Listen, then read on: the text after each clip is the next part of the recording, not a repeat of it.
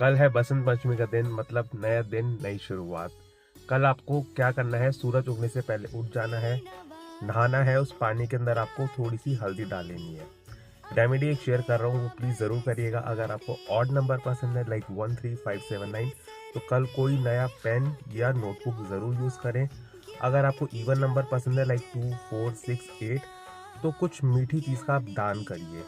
ठीक है, जैसे कोई बर्फ़ी हो गई, गुड़ हो गया, ऐसा कुछ आपको ज़रूर दान करना है।